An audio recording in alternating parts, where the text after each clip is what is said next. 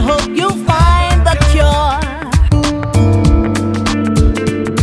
Revealed in time. The lesson love will be for sure. While we're on this journey through many of its struggles and strife, love will bring us pleasure. Well, hello, good people. Welcome to the Healing Vine podcast. I am your host, Stephanie Hancock, and it is a pleasure and a delight to have you today. Now, if this is your first time visiting, welcome. If you're back again, welcome. Be sure to hit the like and subscribe button because we'll be adding new content every single week.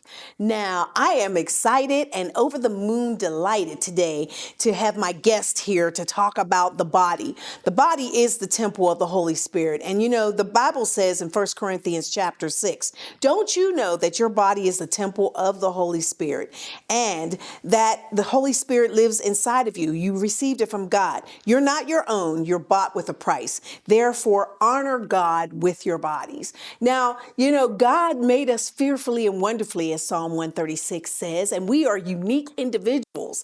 And with that said, we need to take care of this body that God has given us because it's meant to last until it's not. And so I have an expert here today that I'm really excited to share with you, Miss Joslyn Reese. She is the owner of Fit and New. Yes, thank you. I'm excited to be here. I am glad too. Because when you think about your body, you know, a lot of times people use it as a fun house. You know, it's a fun house. You do all kinds of crazy stuff to yourself. But and then after a while, those things come back in a not so good way. And so if we start from the beginning, treating our bodies with respect and honor as they're intended, we can live our lives fully and productively. Yeah? Right. It really just starts with self-love. I appreciate how you started the segment with talking about our body as a temple. And, you know, God created us in his image and he loves us. And if he loves us, but we don't love ourselves, like something's wrong with that. And so just learning how to love yourself is going to make it easier for you to take care of your body until the end. Mm-hmm. And I mean, it's very daunting because when you were 20, it just sort of happened, at least like you thought it did. You know, when you were in your 20s, you can eat whatever you want and pop up the next day and go to work and do stuff. But as you move into your legacy years, it's not so easy to do that kind of stuff. Mm-hmm. Can you speak to that a little bit? Yeah, I mean, the aging process is real. It starts at birth, but I think just having a handle on learning yourself is going to be helpful because in order to learn your body, you really have to listen to your body. And when you're going through these different stages of life from, you know, being adolescents to young adult and then stepping into motherhood and whatever else and beyond, our bodies are changing, our environments are changing. We're in different phases. Mm-hmm. And so we're going to respond differently to our environment because we're in a different phase. But our body does the exact same thing. It responds differently too. So with my expertise in food and nutrition, everything that we eat, it's like literally one meal at a time is going to affect the way you feel. It's going to affect your mood. It's going to change the chemistry of your blood.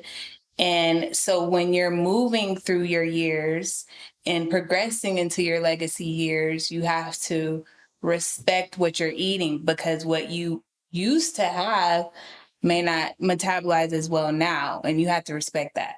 It's just at the end of the day, you have to. Okay. That's a really interesting point because I think about the things that I ate as a younger person. There were times when I just didn't eat at all. And there were times where I would eat a lot of carbohydrates. You know, I loved pancakes and I loved, you know, bread and those kind of things. And then I went through a phase when I was having my children that I really craved lots of like green things, you know, and I wanted to eat that stuff all the time. And then it seems like I'm going back to my childhood again, and I'm not really sure what's happening there. Would that be linked to body types? I mean, does that have anything to do with that?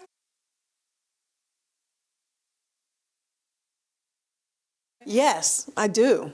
I feel like I'm craving a lot more carbs right now. And it's odd because, when my children were younger, I always would sneak in all kinds of vegetables because, kids are like, if it's green, I'm not eating it. So you want to like be creative. I started making fruit shakes for the kids, or I'd make spaghetti or pasta and put all the vegetables they wouldn't eat in there, and that's kind of how I was tricky like that. And consequently, or beneficially, I ate better too because I was trying to make sure that they ate a balanced diet. So, yeah. It could be so many things, but the first thing I always like to put out on the table is that carbohydrates is not bad. Number one, like that's not a bad word. It's essential. Fruits and vegetables are the first carbohydrate. oh, did y'all know that? Yes. So we need carbs to thrive. And so when we're craving them, it's totally okay. That's normal. But then we have the other carbs out there that are maybe heavy in sugar and flours and different things like that, that we may be craving sweet, but usually that comes about based on how we're reacting to our environment. So if your body is in a stressful state, whether you're responding to something that's going on around you or a person and it's like stressing you out, you will crave more simple carbohydrates or sweets.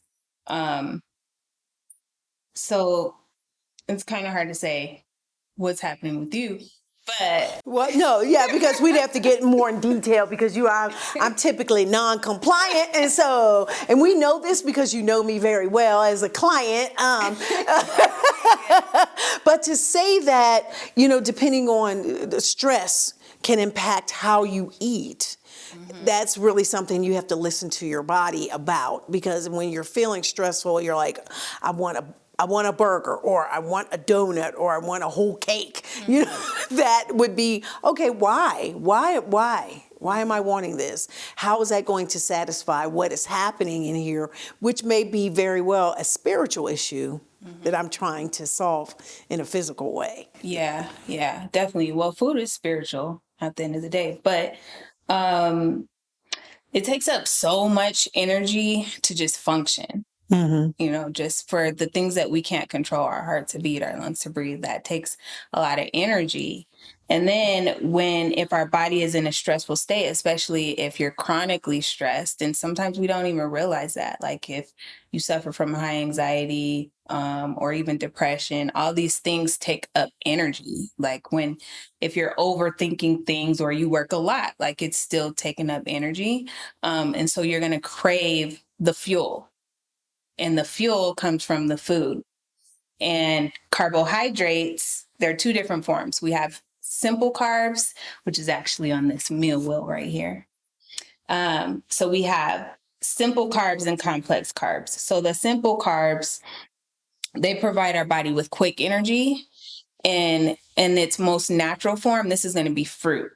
So whenever you like really want something quick, fast, fruit is going to be your best go-to. But American society has us drifting towards other things that are sweet and heavily processed, which causes a problem in our body. Like energy bars. Yeah. Or candy, or, sweet drinks. But now I'm going crazy. Like, this is normal. It's okay to think this way.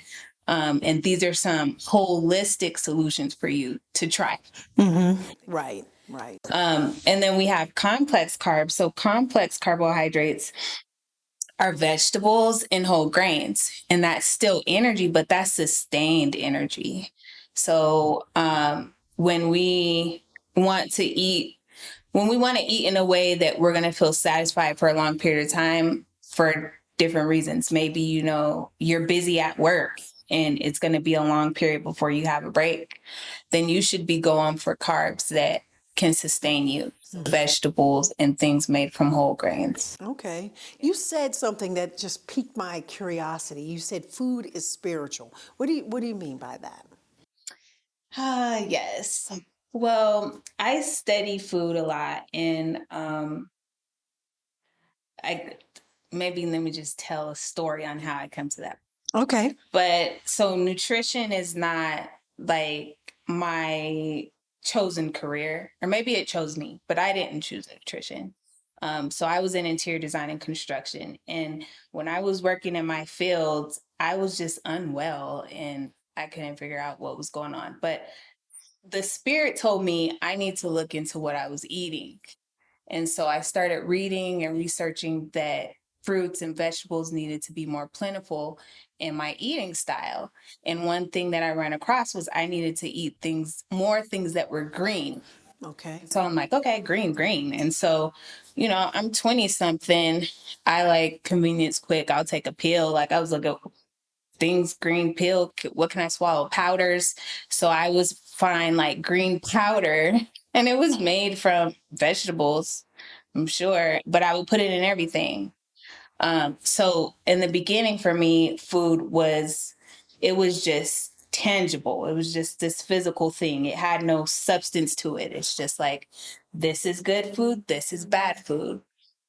But now that I've evolved and I've studied this and learned how my body works with it, and I also respect the fact that God created whole foods for us that we can grow from the earth for free with water that falls from the sky. Like, if that isn't close to God and should be the essence of spirituality, what is? Like, we can consume this and it nourishes our body.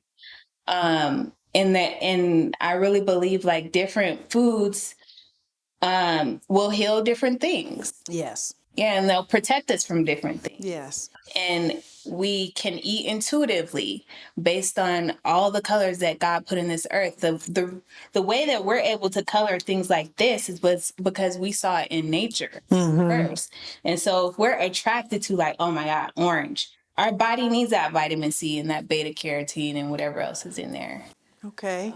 I love that analogy. I think that's so spot on, because before there were medicines and drugs like we're all seeming to be pushed towards today, we did not have any of that. So we had to look to nature, to what God created in roots and herbs and trees to get the necessary nutrients to keep our bodies healthy and whole. Yes, exactly. And I think a lot of people are going back to that now because they're seeing the consequences of taking drugs, artificial drugs that have detrimental results on the body. I mean, yeah, your toenails may be clean, but your liver's bad. You know what I'm saying? And so people are looking at trying to find, for me, I'm not on any medications, and that's my purpose, because I want to continue to find any kind of herbal medicines or natural supplements that grow in the environment to help me stay healthy. And I think it's important for us, particularly in our legacy years, to not be on medications. Yes, very important. But I can see how it would be hard to make that switch. Because if your mindset is on like, I can take a pill to treat this condition, you might not be feeling in your spirit that food can do the same thing for you. So, and I talk about this with Brittany all the time. Like, how do we help women make that switch?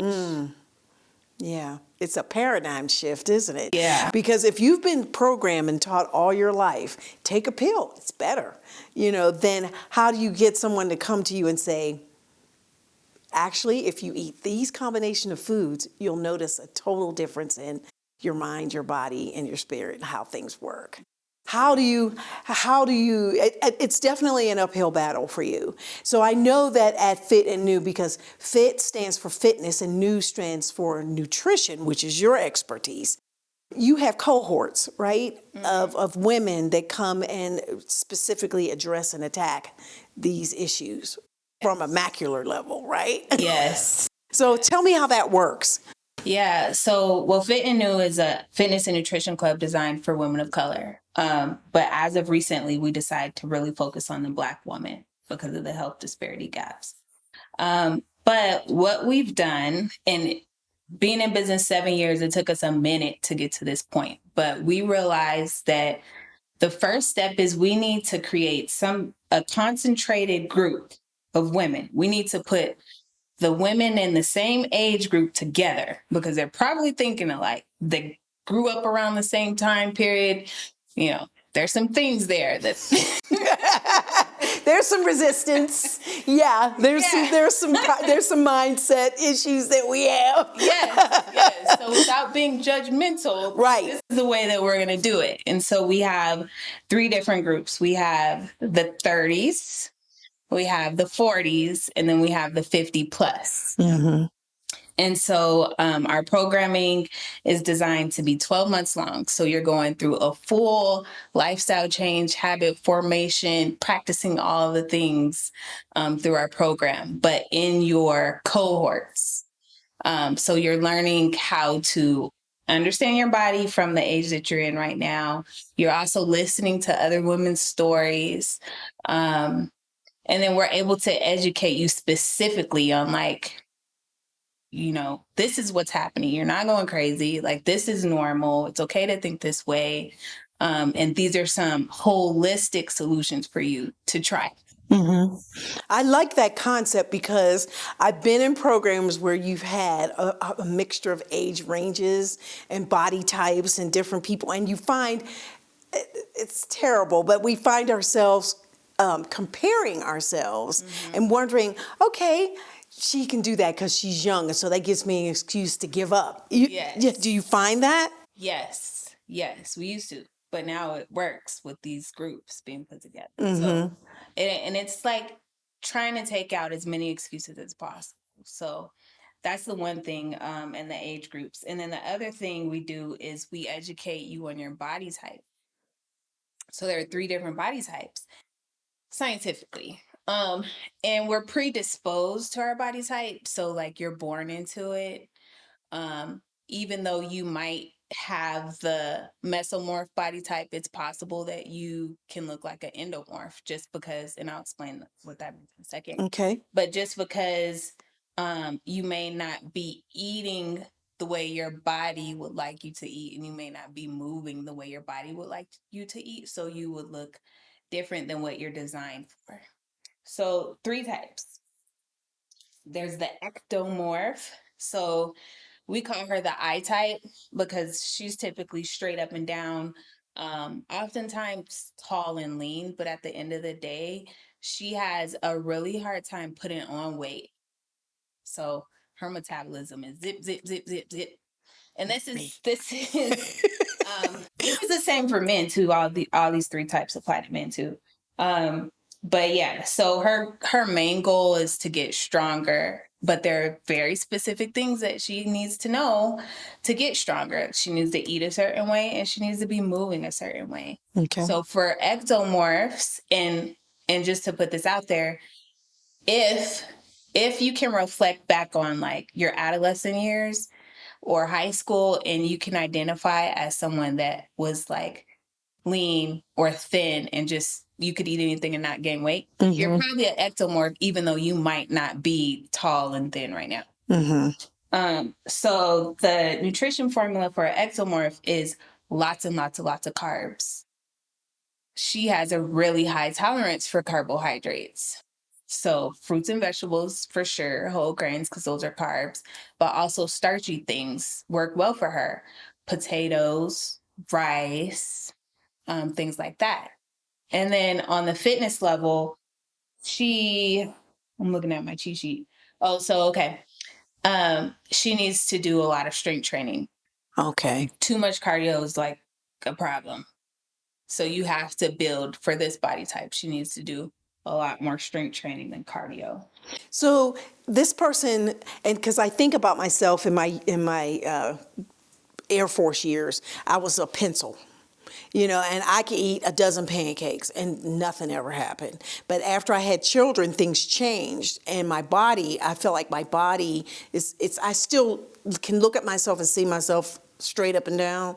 But I'm heavier than I would like to be. And I've heard that for some people, doing a bunch of cardio is probably opposite of what they really should be doing. Is that true? Yeah, it's true. It is true for some people. And personally for you, that might be one of the reasons why you crave a lot of carbs. Because I love rice and pasta and potatoes. Yeah. Whereas my spouse doesn't like rice or pasta or potatoes.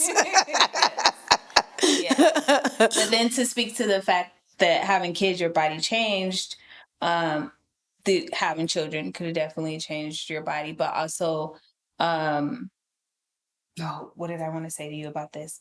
Metabolically, insulin sensitivity. So there could have been a point in your life where you were eating too much sugar or too much fat or something that changed your blood, and it tipped you off into being sensitive to the insulin response. And so that when that happens, we kind of like have to start from scratch. So even though naturally you might be her, but we have to work from backwards, and like too many carbs may not be your friend right now. So that's why it's really important to, when someone's considering engaging with Fit and New, that you really drill down with them one-on-one and say, here's where we identify the type of person that you are, starting with the ectomorph, if that might be you, and customize a program that's going to help them get the results that they're looking for. Okay, so what's our next body type? Yes, so the next one is a mesomorph. We call her the V shape because she tends to be more broader in the shoulders, athletic built, and leaner in the waist. So the V shape is balanced. She doesn't really struggle with gaining weight or struggle with losing weight. It's just based on like what's going on, what she decides to do. She could do either or equally. So from a nutrition standpoint, the carbohydrate tolerance is moderate. She needs carbs. She doesn't need as many as the ectomorph, but she definitely needs more than the endomorph. And then the workout is balanced. Same amount of cardio as strength training. Okay. 3 days of cardio, 3 days of strength, something like that. Okay. And that seems to be the shape that is kind of popular right now. The small waist and the hips and people artificially kind of try to do that. I mean, but it seems like that's kind of the ideal body type for folks that they want to aspire to be like. Yeah. Do you find that is an issue with folks when they come and talk with you? Or particularly women that talk with you, and especially us. Yes, I do. Mostly it's the younger generation, so like 30s and under. Just because what's trending right now is a slim waist. And you can literally buy a waist slimmer and, just bind yourself up and crack your ribs. Wearing that all day. Which that messes with your mindset because you're falling back into that pill mentality. Like you think you are going to transform your body and you obviously really want to do it for a reason, but you're looking for a tool to do that instead of lifestyle. And what's happening inside. Yeah. Okay. I like it. Yes. And then the last one is the endomorph. So I identify with the endomorph. Brittany, our fitness coach, she identifies with the mesomorph. Okay. And we're sisters, but we have totally different body types. So that's a thing. But with the endomorph, so we call her the O. Okay. The O type because she's curvy. She's round. Most of her weight she holds at her lower half. But the ultimate goal for her is to get and stay lean. It's hard for an endomorph to do that when you're not eating properly, and it's really easy not to eat properly. So for an endomorph, her carb tolerance is low. Okay. She would eat more protein, or she would eat more fat. Oh. Yeah. Well, I didn't realize that. Okay. So fat's not a bad thing. No, fat is essential, just like carbohydrates and protein. Yeah. So those are the 3 macronutrients: protein, carbohydrates, and fat. Fat is necessary in the body because that's what helps us assimilate the nutrients we're getting from our food. It also helps our brain and literally our mood. Everything is regulated by fat. We need it to cushion the cells. But with any body type, fat becomes a problem when we're consuming too much of it for our energy expenditure levels. Like if you're eating lots of fatty foods and you're not balancing that out with like healthy carbohydrates, you're not moving, like you're sedentary, then all of that fat gets turned into triglycerides. Those live in the blood. When you have high triglyceride level, that leads to high cholesterol.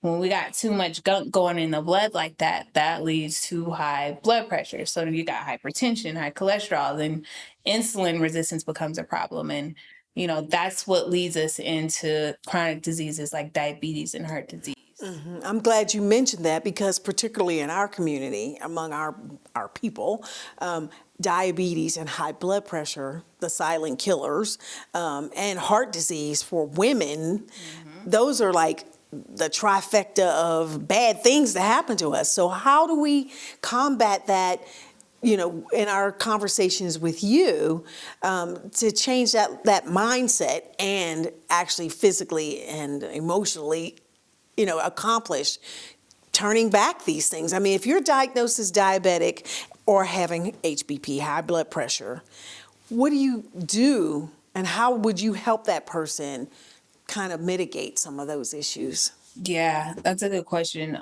I think the first step is really understanding your numbers and not being afraid of them. Because a lot of times, and speaking from experience, I see this more from like Black men. They're like, oh, I'm good. Like, I don't have high blood pressure. None of that's an issue for me. Like, let's see. Go check your blood. And then, anybody could come back pre-diabetic, diabetic if we don't know. Right. So that's the first step. Get it? So denial is not a river in Egypt then, okay. We have to go to the doctor to intentionally understand what are our numbers. I need to know my cholesterol level.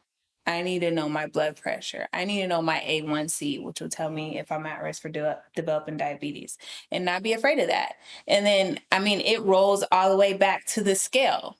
Well, a lot of us don't even want to get on the scale to see how much we weigh.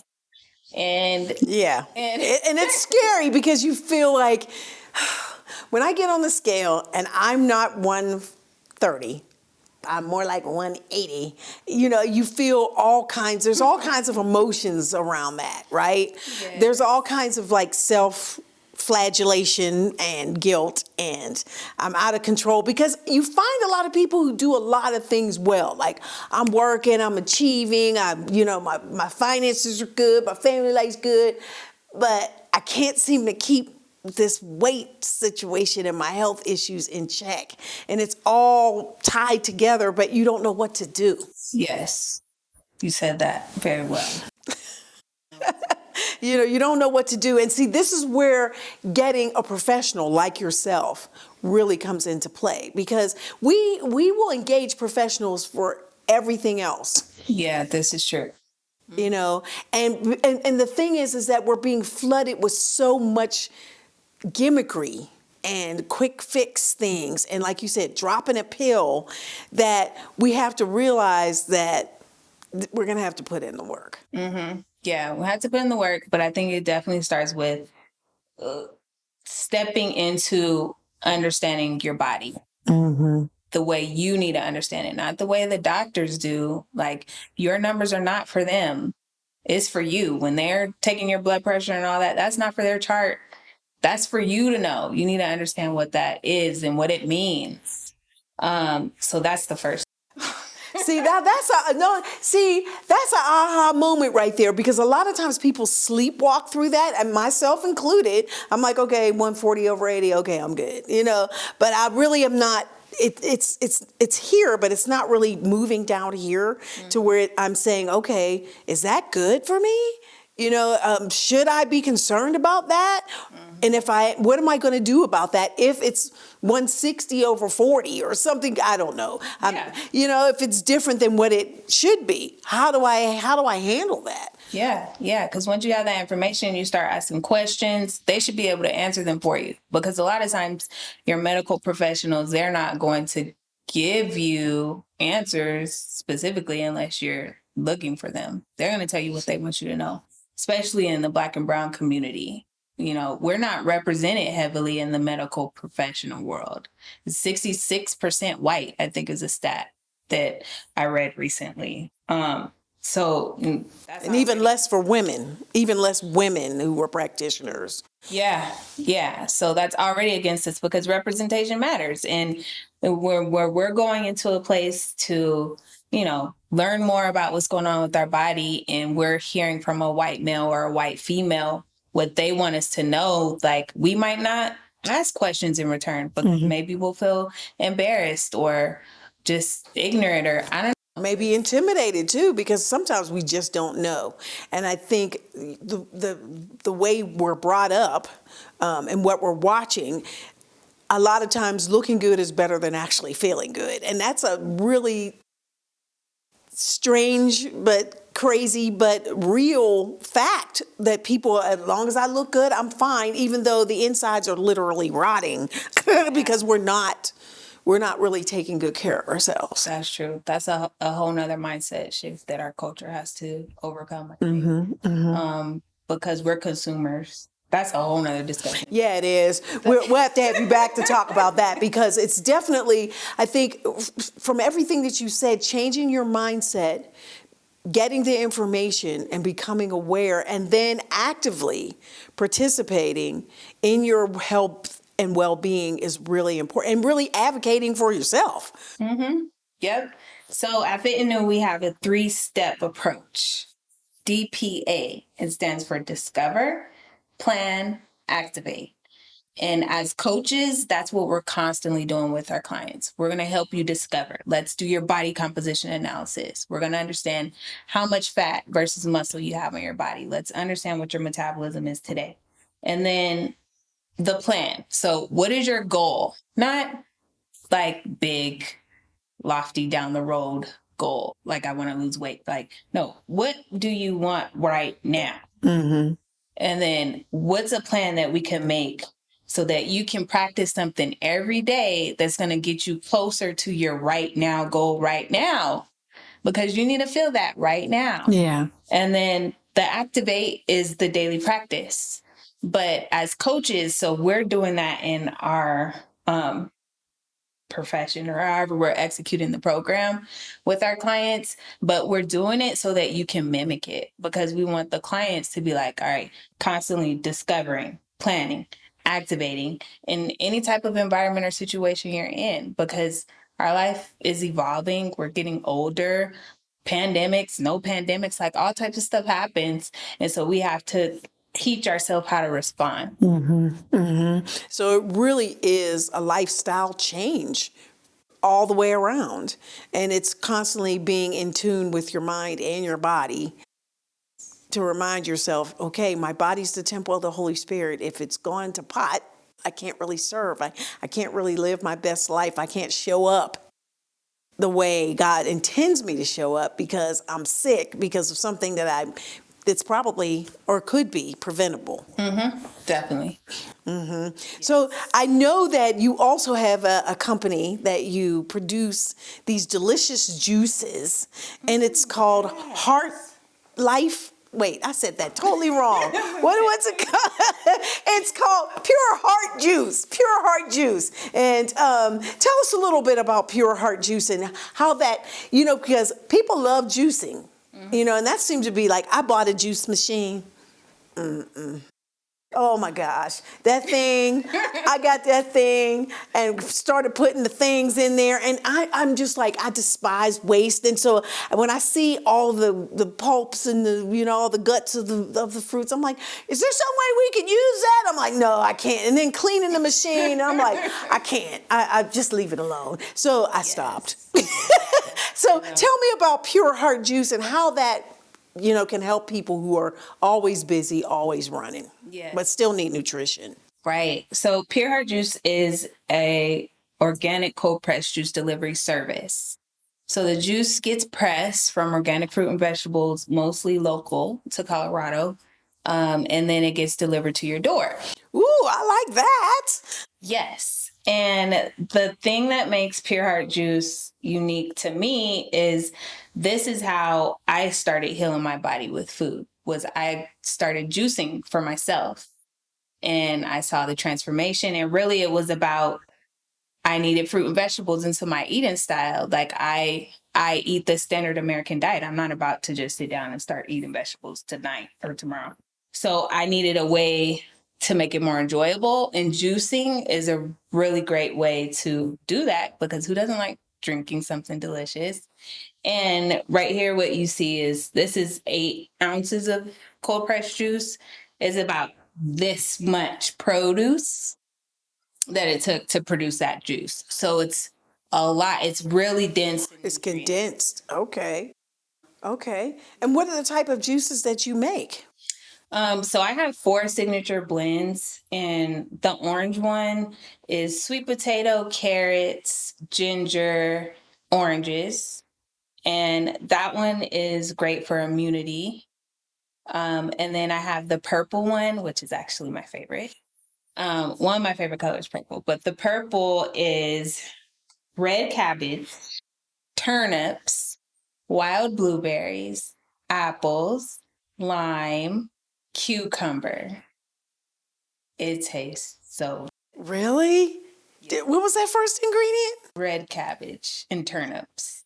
The people read that first and they be like, I don't want that one. I don't want cabbage and turnips. I'm kind of good on the cabbage and the turnips. So the apples is what gives it the sweetness that people are looking for, because we're all sweetaholics, right? Yeah, I know, because every one of the juice has an element of sweetness, not too much, but I think it's like the lime that cuts the cabbage. Okay. And then the berries and the apples makes that sweet, and then the cucumber comes in with that fresh, being bright. Yes. So yes. That one's nice. The benefits of that one are regulate your blood pressure, digestion, also dermatological health. So it's good for like dry skin, eczema, things like that. Okay. So that's the purple one. Then the red one is beet, carrot, apple, parsley, celery. That's a blood builder. Okay. So I have a lot of customers, they'll buy that one like maybe after surgery, because it is a real blood builder, or it's also a blood cleanser. And it's also like great for endurance if you work out a lot or swim. Mm-hmm. That would be a good like post-workout drink. And if someone's diabetic, type 2, would that be a helpful addition to their diet to help with the blood, cleansing? Cleansing the blood. Well, one thing you have to be careful about juices is they lack the fiber from the plant. Okay. Because that's the difference between juicing and blending. When you're juicing, you're extracting fiber. What stays in the juice is some fiber. It's soluble, but it's not the insoluble like the stringy celery. Mm-hmm. So for diabetics, fiber is essential because fiber helps stabilize the blood sugar. Okay. So that's important for diabetics, to eat lots of whole fruits and vegetables. Okay. So not to say that juicing it should be avoided. It's just you want to have juices that are lower in the glycemic index so that the blood sugar won't spike so high, so fast. And you also want to drink them slow, or you could just add water. Okay. Like Pure Heart juice, it's pure pressed. Mm-hmm. So you could just add some water into it to bring down the natural sugar. Okay. So it's highly concentrated. Okay. Okay. You get those vitamins and minerals your body needs. And then the green one is a popular one. That one tastes like green lemonade. It's basil. That one has basil, apple, celery, lemon, and kale. Okay. So it's a great mood booster. The lemon really does that for us, and a cleanser, detoxifier, and all that. Okay. So these are healthy ways to get nutrition into us in a low-key way that we enjoy. Yeah. Because people like juice, and you can do that. And that's very helpful. So tell us how, if someone's interested and we've piqued their interest today and they want to reach out to you and talk to you about becoming part of one of the cohorts, or maybe, accessing your services one-on-one, how would they do that? So the easiest way I would suggest is follow us on social media. If you're on Instagram or Facebook, it's at FitAndNu, FITANDNU. That way you can keep up live with everything that we're putting out there. You can also visit our website at fitandnew.com. Fantastic. Now, I'm going to have Brittany on next because we're going to talk about the fitness part of this because nutrition's good, but you want to get strong. I'm excited for that because Brittany specializes in body and behavior change. So she has a lot of psychology to what she does. Nice. Thank you so much for being here today. And thank you for joining us on the Healing Vine. See, we're more than we're healing all the way around. Physically, spiritually, emotionally, and really leveraging our subject matter experts like Ms. Joslyn Reese to give you some tips to help you in your fitness, wellness, spiritual journey. So God bless and keep you. May His face shine upon you. And may He keep you in His perfect peace as your heart and your mind are stayed on Him. God bless you.